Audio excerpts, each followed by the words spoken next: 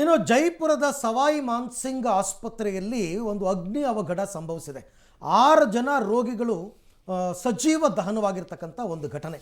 Details ಬರ್ತಾ ಇದೆ, ನೋಡೋಣ.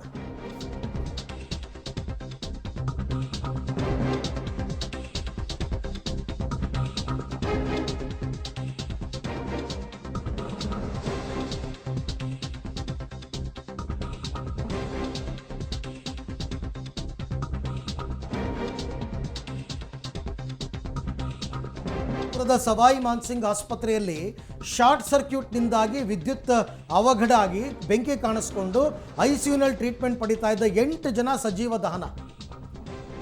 ದೊಡ್ಡ ದುರ್ಘಟನೆ. ಮೃತರಿಗೆ ಪ್ರಧಾನಿ ನರೇಂದ್ರ ಮೋದಿ ಸಂತಾಪ ಸೂಚಿಸಿದ್ದಾರೆ. ತನಿಖೆಗೆ ಆದೇಶಿಸಿದ್ದಾರೆ ಸಿಎಂ ಭಜನ್ ಲಾಲ್ ಶರ್ಮಾ ಅವರು. ರಾಜಸ್ಥಾನದಲ್ಲಿ ನಡೆದಿರೋದು ಸವಾಯಿ ಮಾನ್ಸಿಂಗ್ ಹಾಸ್ಪಿಟ್ಲಲ್ಲಿ 11 ಜನ ಏನೋ ಐಸಿಯುನಲ್ಲಿ ಇದ್ರಂತೆ. ಅದರಲ್ಲಿ 8 ಜನ ಸಜೀವ ದಹನ. ಇನ್ನೂ 3 ಸ್ಥಿತಿ ವಿಪರೀತ ಗಂಭೀರವಾಗಿದೆ. ಇದು ಹೆಂಗೆ ಅಂತಲೇ ಅರ್ಥ ಆಗಲ್ಲಪ್ಪ. ಪಾಪ ತಮಗೆ ಬಂದಿರೋ ಯಾವುದೋ ರೋಗಗಳನ್ನ ಗುಣಪಡಿಸ್ಕೊಳ್ಳೋಕ್ಕೆ ಅಂತ ಆಸ್ಪತ್ರೆಗೆ ಹೋದರೆ ಜನ ಆಸ್ಪತ್ರೆಯಲ್ಲೇ ಸಾವಾಗುತ್ತೆ ಅಂತಂದರೆ, ಅದು ಬೇರೆ ಕಾರಣಕ್ಕೆ ಸಾವಾಗುತ್ತೆ ಅಂತಂದರೆ ಹೆಂಗೆ? ದೊಡ್ಡ ದುರ್ಘಟನೆ ಇದು ನಿಜಕ್ಕೂ ಕೂಡ. ಈ ಬಗ್ಗೆ ಮತ್ತಷ್ಟು ಮಾಹಿತಿ ನನ್ನ ಕೊಲೀಗ್ ಶಬೀರ್ ಅವರಿಂದ ಪಡ್ಕೊಳ್ಳೋಣ. ಶಬೀರ್, ಯಾವಾಗ ನಡೆದ ದುರ್ಘಟನೆ ಇದು? ಏನಿದೆ ಅಪ್ಡೇಟ್ಸ್ ಇವಾಗ ಲೇಟೆಸ್ಟ್?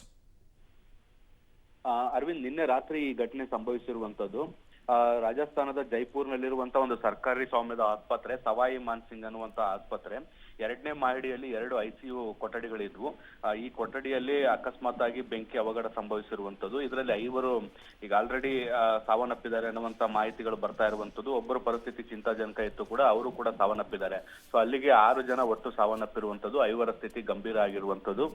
ಅಗ್ನಿ ಅವಘಡ ಸಂಭವಿಸಲಿಕ್ಕೆ ಕಾರಣ ಏನು ಅನ್ನೋದಕ್ಕೆ ಸಂಬಂಧಪಟ್ಟಂತೆ ಈಗ ತನಿಖೆ ಕೂಡ ಆರಂಭ ಆಗಿದೆ. ಸದ್ಯಕ್ಕೆ ಅಗ್ನಿಶಾಮಕ ದಳದ ಸಿಬ್ಬಂದಿಗಳು ಬಂದು ಬೆಂಕಿಯನ್ನು ಹತೋಟಿಗೆ ತರುವಂತ ಕೆಲಸಗಳನ್ನ ಮಾಡಿದ್ದಾರೆ. ಆದ್ರೆ ಇಡೀ ಘಟನೆಯಲ್ಲಿ ಆಸ್ಪತ್ರೆಯ ಲ್ಯಾಬ್ ಮತ್ತೆ ICU ಉಪಕರಣಗಳು, ಎಲ್ಲಾ ದಾಖಲೆಗಳು ಎಲ್ಲವೂ ಕೂಡ ಸಂಪೂರ್ಣವಾಗಿ ಸುಟ್ಟು ಕರಕಲಾಗಿರುವಂತದ್ದು. Arvind, right, thank you Shabir, ತಮ್ಮೆಲ್ಲ ಮಾಹಿತಿಗೆ ಧನ್ಯವಾದ. ಜೈಪುರದ ಸವಾಯಿ ಮಾನ್ಸಿಂಗ್ ಆಸ್ಪತ್ರೆ ತುಂಬ ಫೇಮಸ್. ಹಂಗೆ ನೋಡೋದಕ್ಕೆ ಹೋದರೆ ಅಂಥ ಆಸ್ಪತ್ರೆಯಲ್ಲಿ ಕನಿಷ್ಠ ಮುನ್ನೆಚ್ಚರಿಕೆ ಇರಲಿಲ್ವಾ ಅಥವಾ ಗೊತ್ತಿಲ್ಲ. ಇದ್ರ ಬಗ್ಗೆ ಎನ್ಕ್ವೈರಿ ಆಗಬೇಕು. ಎನ್ಕ್ವೈರಿ ಆದಮೇಲೆ ಗೊತ್ತಾಗುತ್ತೆ ಏನಾಗಿದೆ ಅಂತ ಅಂದ್ಬಿಟ್ಟು. ಬಟ್ ಸದ್ಯದ ಮಾಹಿತಿಯ ಪ್ರಕಾರ ಶಾರ್ಟ್ ಸರ್ಕ್ಯೂಟ್ನಿಂದ ಬೆಂಕಿ ಹತ್ಕೊಂಡಿದೆ.